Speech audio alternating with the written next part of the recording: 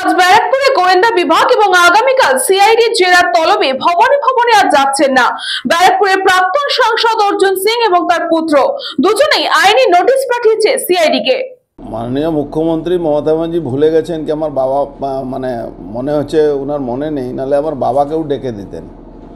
তো যাই হোক, বাবা তো মারা গেছেন, স্বর্গীয় আছেন, নাহলে ওনাকেও ডাকতো। তো আমি তো আজকে যেতে পারছি না, আমার শরীর খারাপও আছে।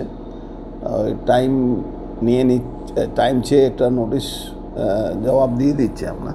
হাইকোর্টে একটা মামলা, ওই মামলা পেন্ডিংও আছে। তো এই জন্যে আমরা একটা চিঠি দিয়ে দিচ্ছি।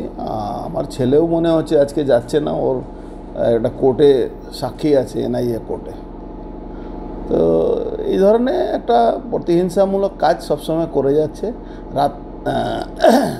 ছেলে বা আমাকে, যেহেতু আমরা বিরোধী দলে আছি, সেহেতু এটা হবে, এটা আমরা জানি এটা হবে, এটা নিয়ে খুব আমরা চিন্তিত থাকি না।